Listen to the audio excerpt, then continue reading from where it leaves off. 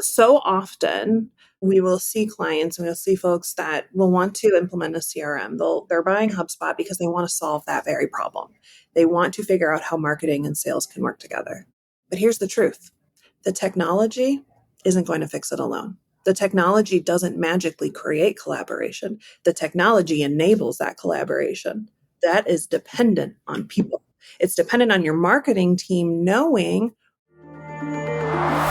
You're listening to RevOps Champions, a podcast created for B2B leaders to help you align your people, streamline your processes, trust your data, and leverage technology in order to grow your business. We're your hosts, Brendon Dennewill, CEO and co-founder of Dynamico, and Amy Weaver, Dynamico's marketing director. Theresa, I'm so excited to have you on the show today.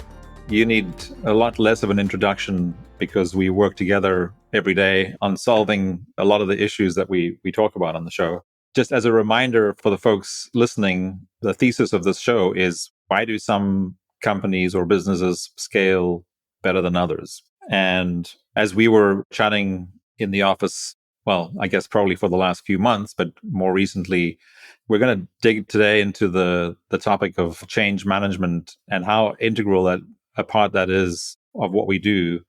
When companies first come to us, however they got to the decision that they need either a new CRM or they need a CRM for the first time, a lot of them start off thinking, well, let's just choose a CRM that seems like it might be the best fit for us based on what the CRM sales folks have told us. Mm-hmm. But a lot of them aren't thinking about what a successful CRM implementation actually looks like. And obviously, with your years of experience in CRM implementation, first in the Microsoft Dynamics ecosystem and now in the HubSpot CRM ecosystem, well, because of your training, but also your experience, you've seen how critical change management is in the successful implementation. But I think more importantly for a lot of leaders and business owners that are listening is, you seem to believe that it is the fastest route to ROI. I do.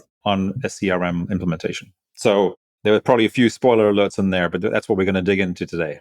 The other thing that we talk about a lot on the show are the 4 pillars of how we think about an implementation, which are also the 4 pillars as we think about of RevOps. So when a lot of our clients post-implementation, how we support them is through our RevOps consulting services, which essentially is continuously optimizing and maximizing how their teams across marketing, sales, and customer service use the tools that they've now been given and trained on. And those pillars are people, process, data, and technology. But as you and I have talked about, it's really about data, process, and technology, because without people, nothing in a business would work, whether we're talking about RevOps or CRM implementations or running a business, period. So clearly, people are always going to be part of any pillar in doing anything in any business. So people really are the underlying pillar to the other 3 pillars. Absolutely. I'd say they're in the center. They're the glue for the technology, the process, and the data. Right. That's really what change management is about. I think that change management is a fairly new discipline. It's newer than project management. So many people are used to talking about project management, right? You would never do a big project, a CRM implementation, without having project management. Why is that? Well, because project managers, they're making sure that you are meeting the objectives of that project from a budget, timeline, and scope perspective. Project managers are in charge of that technical side of the project. But what we know, and research has shown over and over again, is that it's not just the technical side of a project that is what gets you to have a great result. In fact, that's really just part of the equation. If you are not considering the people component of any project, of any sort of transformation, you will absolutely miss the boat. Your ability to reach the intended ROI on whatever that technology investment is will be very, very much slowed down and potentially impossible to reach unless you are really managing everything that people in your business need to change and do in order for your business to reach that ROI.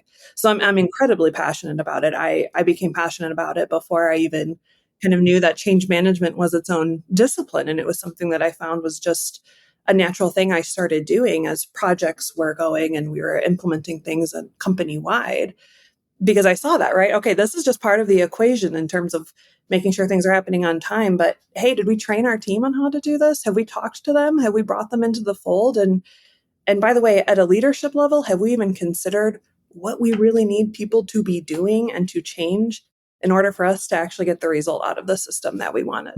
So that's a huge passion of mine.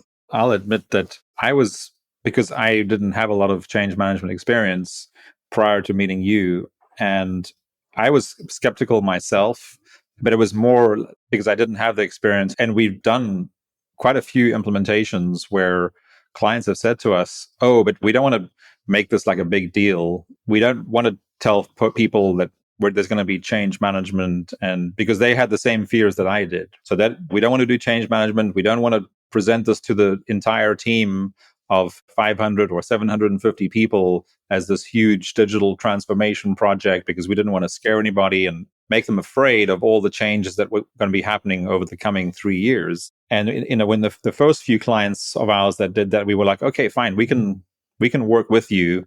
And one of the prerequisites for us doing that was really, as long as there's buy-in from the ultimate leader of the company, so the CEO, and there's a very clear internal champion who's going to be running this for the company, we can probably figure it out. And in hindsight, they've done an incredible job, the clients that I'm thinking about.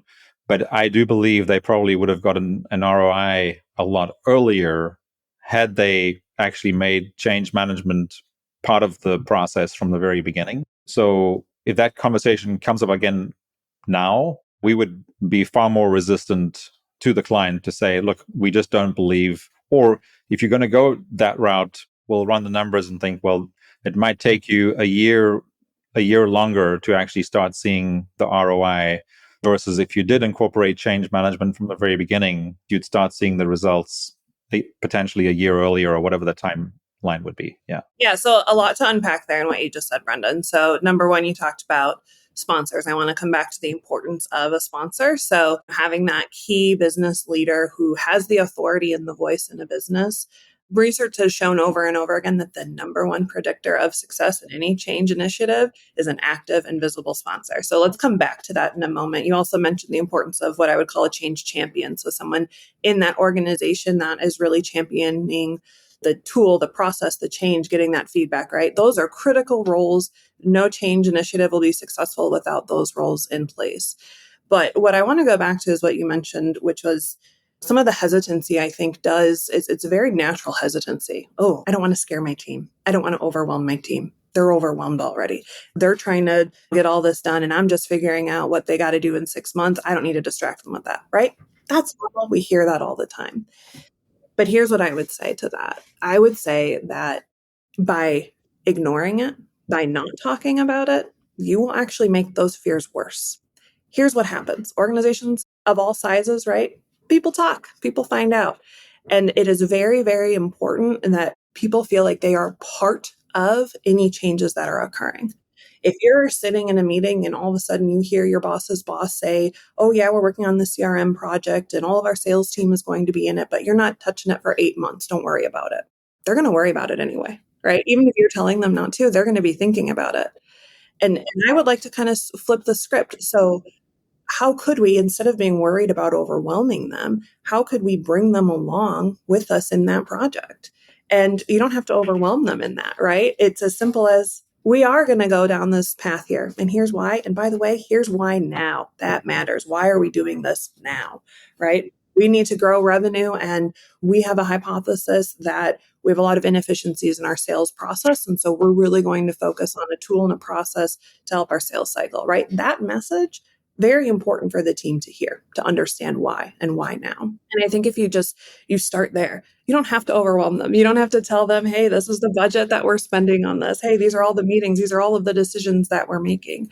No, it's just keeping them informed at a high enough level so that when you do need them to change, when you do need them to learn a new process, they don't have that instant resistance because they did know about it for all that time. So it's planting those seeds. Which is similar to the process that we went through last year, which I'm sure a lot of companies do, which is you sit down with the entire company or large teams, whether it's the marketing team or the sales team in their entirety, and for a half a day or a day, if necessary, and you talk about what are all the things that are working or not working. Some companies do this on a quarterly basis, others do it on an annual basis. What are the things that are working or not working in the business or on our team or in our department? And what comes out of that, of course, are all the gaps and opportunities that they themselves see day to day in their jobs and, of course, in the business. And then again, it's playing back. It's saying, okay, so this is what we've discovered as a team together. These are all the gaps and opportunities we have. We've gone away, done some digging, and we've realized that there's, by doing the example of the CRM implementation, is a CRM implementation will actually address 80% of the gaps that we discussed. So they're already part of the process because they were the ones that raised the issues, the things that weren't working. So it makes it really easy, right? Absolutely. And I think there's a fine line with that, though, Brendon, right? So I am by no means an advocate for decision by consensus. And I think that sometimes, maybe change management gets a bad rep because it feels like it's too focused on building consensus or some of the more emotional sides of things. That's important, but I haven't really seen successful businesses thrive by making decisions by consensus. So that's really not what we're trying to do when we're trying to get feedback. So in that, it's really about how you set it up. It's not, we're going to solve every single problem that you have. It's, we're embarking on this journey to really inform better how we serve our customers and how we close sales. So in doing that, we have some hypotheses on the things that we'd like to inform and to change, right? But we want to hear from you who are actually speaking with our clients. What are the top pain points, right? And so it's not saying we're going to solve every single pain point that you have right now or every opportunity. It's, let's actually look at this and make sure as a team, we agree that we're working on the right things. So it is really a fine line, but I think it's all about how you set that up. And then I think it comes down to the importance of what I'd call your change champions. So that's a really, really important stakeholder group that you're going to have in any sort of transformation project like a CRM implementation. Change champions can be many different things, right? Your change champions might be your group of mid-level managers that have been empowered and are responsible for gathering feedback from their teams and bringing that to the project team. Change champions could also be, we all have those folks on our team that are naturally just jump on changes. They're okay with them. They embrace them. Sometimes those are great people that you'd want to bring in as part of your natural project rhythm to continuously get their feedback and their thoughts throughout the way. My favorite person to actually convert into a change champion is a resistor. Because if you have, let's say, in every business, you probably can all identify and think about that person in your business that when you're talking about something new, they're the ones that are going to have a little bit more natural skepticism. I actually love those people. We need those people in our business. But think about how more powerful it can be because everyone in the business knows about that person, right? So think about how powerful it can be if you get that person on your side. If you say, hey, I know you've got some concerns and I'm just going to have a conversation with you. I want to really talk to you about why we're doing this. Mm-hmm. What would it take for this to be successful? Why do you think that it's not working right now, right? And just really trying to get that person on the team. And how you do that is by a personal connection. It's meeting them where they're at and just talking it through. But I promise you, if you can convert that person into a change champion, that person will convert a lot of the other natural resistors on your team that are thinking those same thoughts. Yeah, because there's typically always at least one of those resistors. We all have them and we need them. It's a beautiful skill set to have, is to have natural skepticism, which is why those are some of my favorite people to work with. Because if I can really, really figure out, they're sometimes more vocal than the rest of our team might be. So if I can really figure out why they're skeptical of this, I can learn a lot, and that's going to help me better manage the change with the rest of the team. And then they're also going to go and probably help their team too. Yeah, they become real advocates. Yeah. And what's interesting is what we've seen, I would say maybe up until about 5 or 6 years ago, the resistors were in the work that we were doing were almost always the sales leader, right? The VP of sales or whatever their title was. But it's been really interesting to see how that's changed in the last 5 years, where often the sales leader, instead of being the resistor, has actually been the champion right from the very beginning because of the significance of a CRM today, how it empowers their teams, and because they're working far more cross-functionally. So a great sales leader is working far more cross-functionally today than they were 6 years ago. Working really, what we've heard over and over again on the podcast has been when we asked the question, well, why was that company that you worked at, why was it more successful than a different company that you worked at? And the answer will often be, if we're speaking to a sales leader, it's because the marketing leader was the person I worked with closer than anybody else. And that was not the case. Of course, it happened, but it was more the exception than the rule. Whereas today, you see leaders who were typically the resistors before, they are now the ones actually leading the change and championing the change, which is very refreshing. Truthfully, I don't know how you are in today's age. I don't know how you're a great sales leader unless you have a great CRM too. So I think it really does matter for them, and that they see the importance of having a very strong CRM, not only to manage their business, but to manage their team, because you can really, really look at an individual level, their activities, their output, where they, the time that they're taking on different activities. And to be able to have those moments, that data really informs how you can coach your team. And you will have a much more high performing team if you have that data in that system. Yeah. If we sort of take that thread a little, when we're implementing a CRM or a company's implementing a CRM, what we've seen, the implementation always needs to be done focused primarily on the people who are going to be using it most, right? Every single day, which the pure CRM from a sales perspective, clearly it's going to be salespeople are going to be the front runners there. And again, the sales leader understands whether they have a sales team of 10 or 50 or 100, doesn't really matter. What they want their salespeople to be doing is working on the activities that are the highest value as much of the time as possible. Which is usually talking to customers and not entering data in CRM, right? Correct.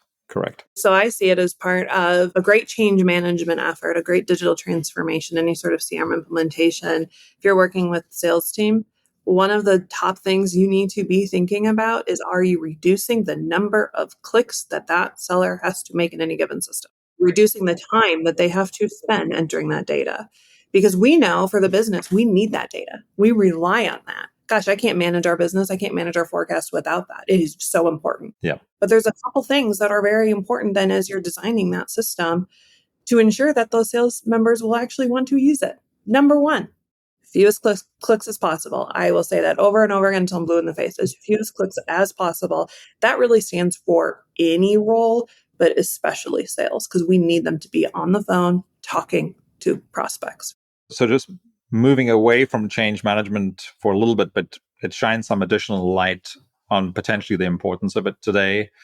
Because again, up until about 5 years ago, for most mid-market companies, the CRM was very much a sales prospecting tool, right?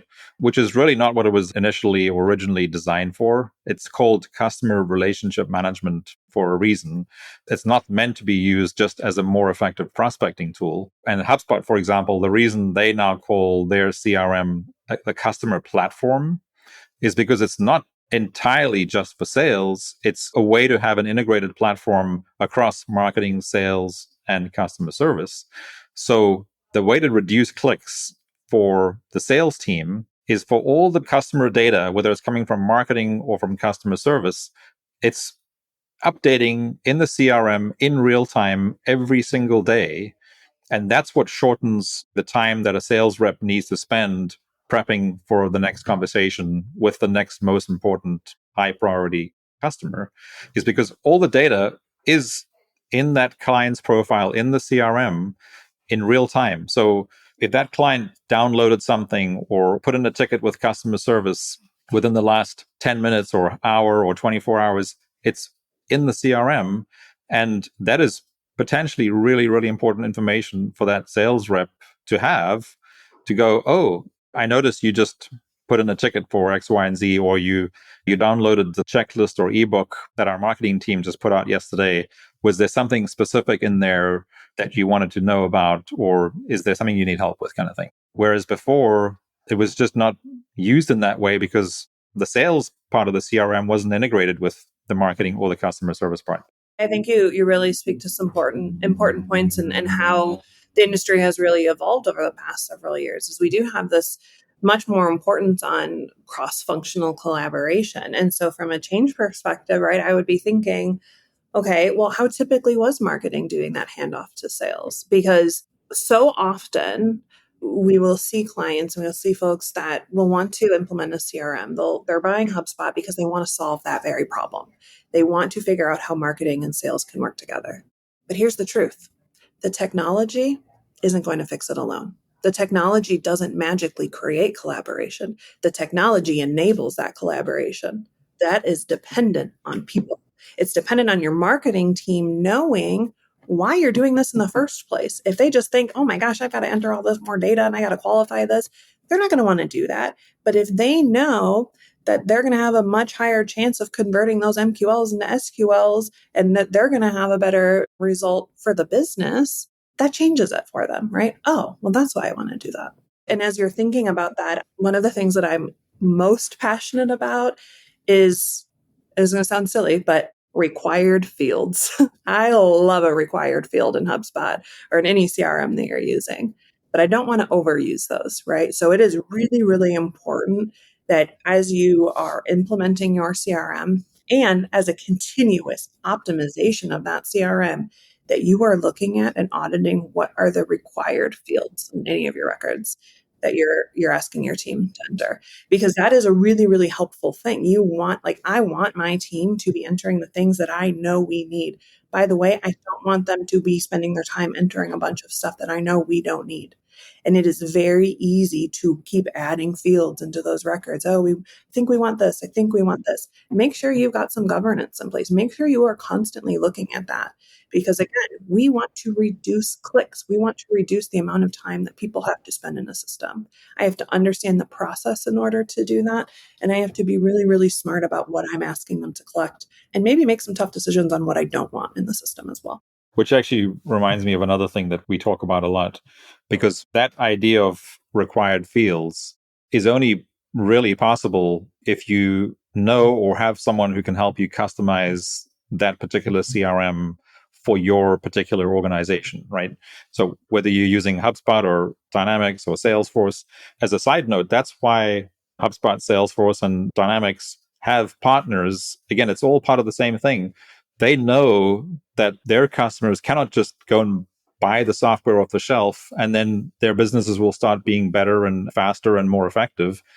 They need services people like ourselves to come in and customize that CRM or software specifically for their organization. We do a lot of work in the AEC space, but just because we've worked with one mid-size architectural or engineering firm doesn't mean that the setup for the next one is going to be exactly the same, because they're going to have potentially different required fields during that customization process, because they just run their business a little bit differently, or they have slightly different size clients than the other. There's all these many different reasons for why the setup of a CRM is different for every single company.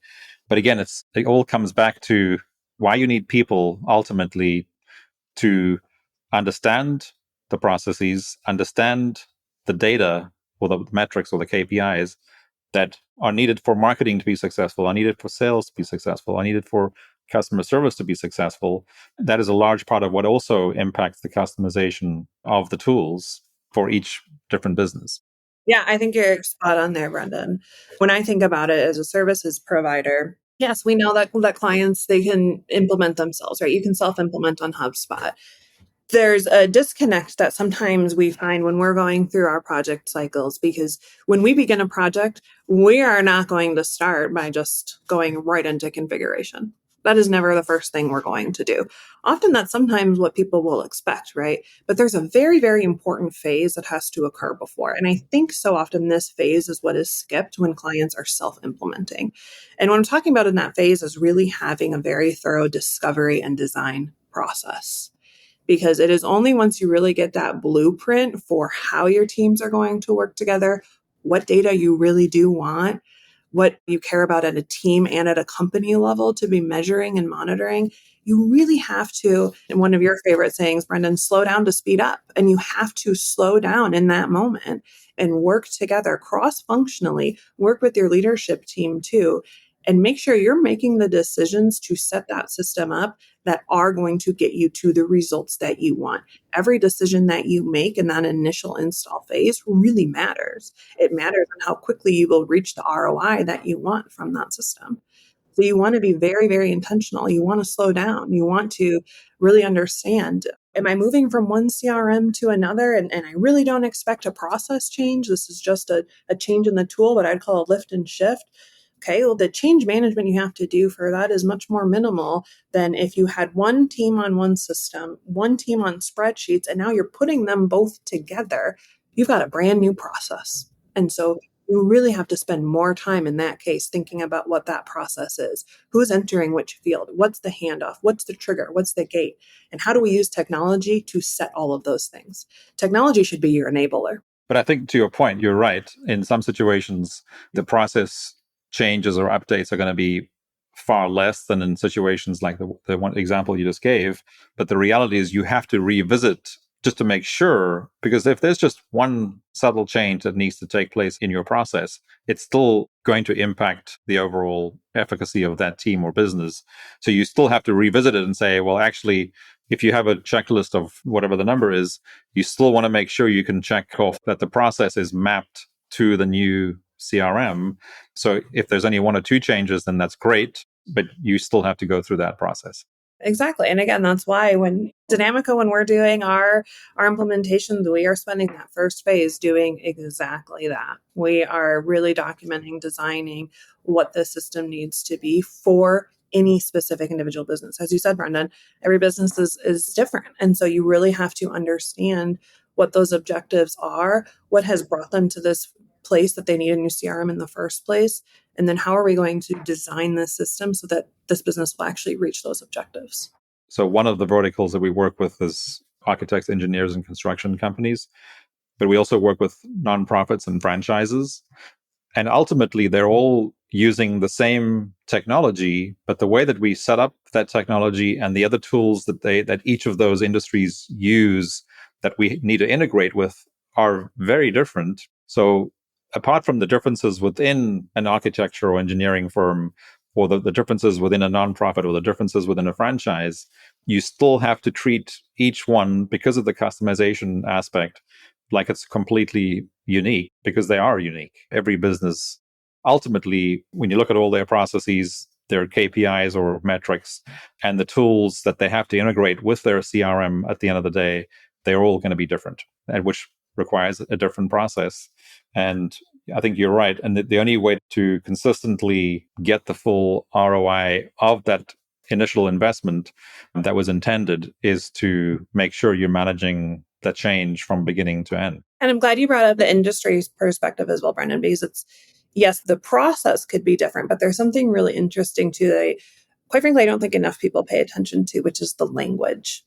So one of the things that I think is most important is getting your team on the same page with the language that you're using, the terms that you are using. Do we all know what an opportunity really means, right? Or do we have a different word for that we want to call it? I find that those nuances can be very different across industries, but it's important that as we are designing any sort of system, that we are setting it up in the language in which the team that is using it understands it. And if there are changes in vocabulary, right?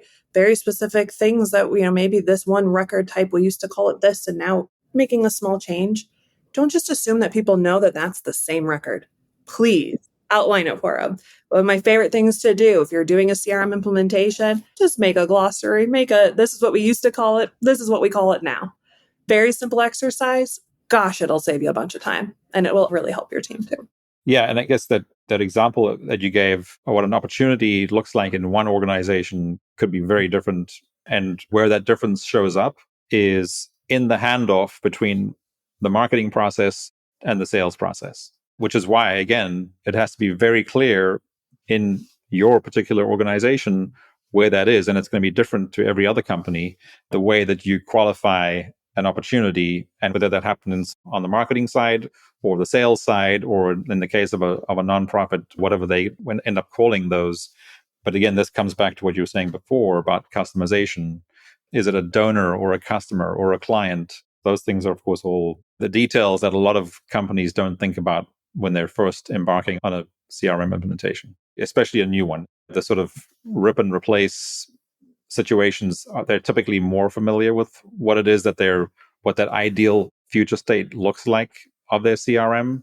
But again, still, you have to revisit that, like as we said before. And I think rip and replace or lift and shift models, I think we're not seeing quite as many of those anymore because people do see really the benefit of working more cross-functionally than they have in the past. They do see the benefit of really looking at their processes and optimizing those as they're going into install new technology.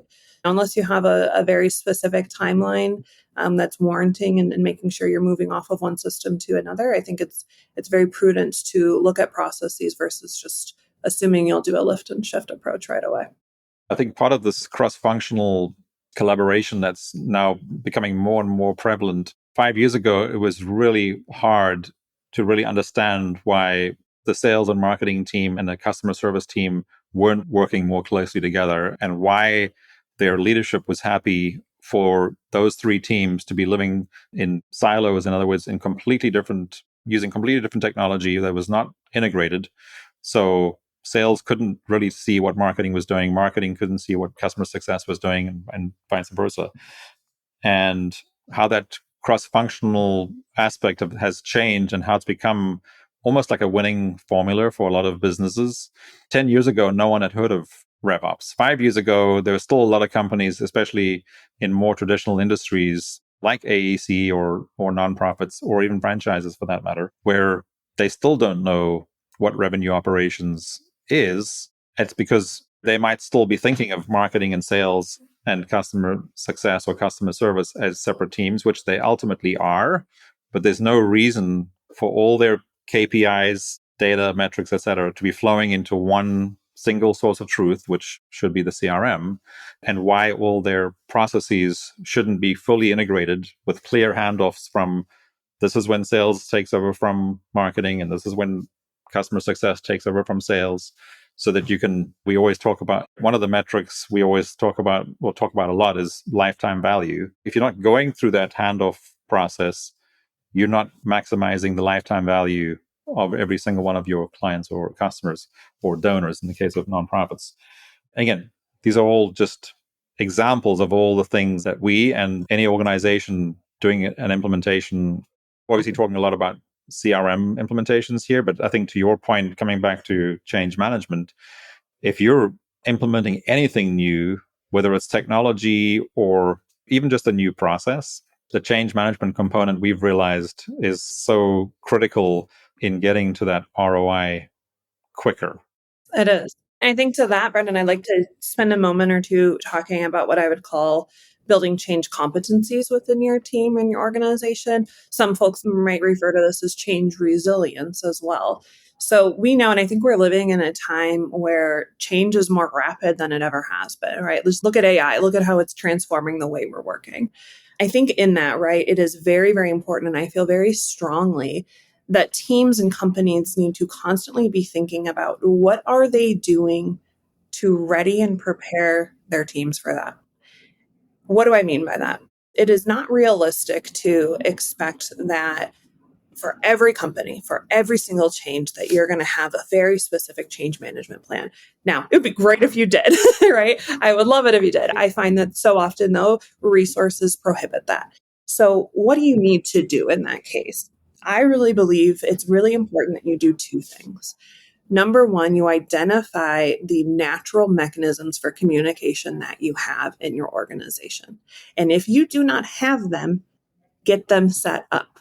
Do you have a weekly meeting with your entire team to share information? Because that weekly meeting, it can be a 30-minute. Every company I've been in, we've instituted that. A 30-minute weekly touch point just to communicate with your team. Here is what is going on. Becomes a perfect change management vehicle for anything that you have going on, right? Hey, we're phasing out our e-sign. Hey, we got a parking ramp change going on. I need to tell my team about all of those things. And I don't want to overwhelm them with meetings when our calendars are already full. So find what those natural communication modes are in your team and continue to use those to discuss upcoming changes occurring in your organization? How are you supporting your team? What's going on? And by the way, when that change is done, make sure you come back and you celebrate it and you talk about and you reinforce it. Yeah. Yeah. Really good. Yeah, really important to build that communication channel. The other thing I would really recommend that all businesses really start doing is to think about how you are equipping your people leaders, your people managers to effectively have these communications.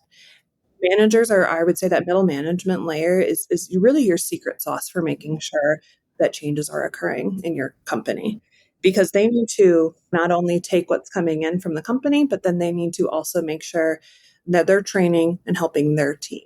And so make sure, be very, very explicit with your middle managers. Here's what I need you to do in this. I need you to communicate to your team. I need you to be the liaison between your team and me right now. I need you to reinforce and hold them accountable.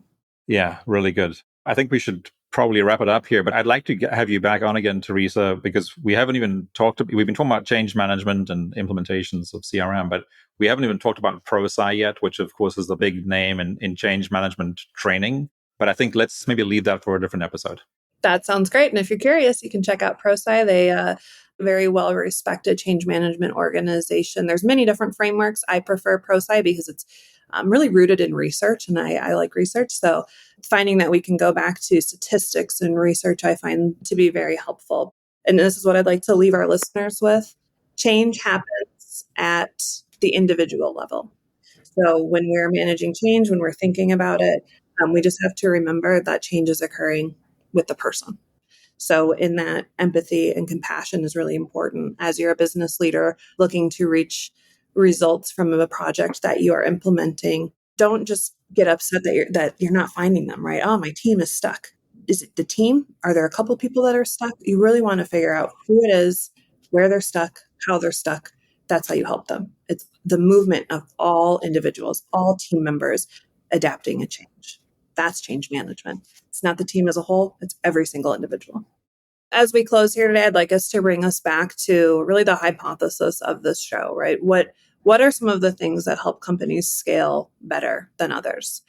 I have a very strong belief that change management, building change competencies and change resilience in your organization is one of those secret things that is going to help you as a business grow and scale faster, because your business is made up of people. So help those people help you. That's really good. And then Theresa, so you've talked about like ProSci a little bit, but what other advice do you have for anyone that's looking to learn more about the value of change management? I think ProSci is a great resource. There are a lot of free resources that they have available on their website. And the great thing about ProSci is that it is research backed. So it's a great place to grab some of those stats, really find that you can bring those to your executive leadership team and really start building the case for why you need to be maybe thinking about change management in a different way, why you need to actually be spending your time planning for it. As much as you're thinking about project management, in any initiative that you're doing, think about change management too. Are there any good books on change management that you'd recommend? Oh, there's some wonderful ones. I really enjoy, there's a couple ones that speak around the ADKAR model from ProSci. If you look, Tim Creasy, I'm forgetting the other name, but Tim Creasy does a ton of great research and publishes great books on that. There's a great one on the ADKAR model. ADKAR is the ProSci model for individual change. Learning more about the ADKAR model would be a great place for anyone to start, because it's really just understanding what is that individual change curve that anyone needs to go through. When you understand that, you can really start identifying where your team might be stuck and then how you can help. And ADKAR is ADKAR, is that correct? It sure is. Stands for awareness, desire, knowledge, ability, and reinforcement. And we could spend a whole hour talking about ADKAR. Which is what I was saying earlier. I think we could spend an entire 45 minutes just talking about ADKAR and ProSci. Absolutely. Which I think we'll definitely do, because I think it gives people a glimpse into what is actually involved and why change management actually exists to help companies scale.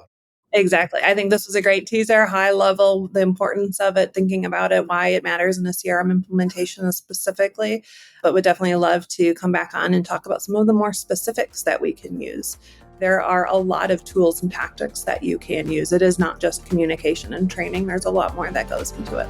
Awesome. Well, thanks so much, Theresa, for joining us today. Thanks. Love talking about one of my favorite topics. Did you enjoy this episode? Find more at RevOpsChampions.com.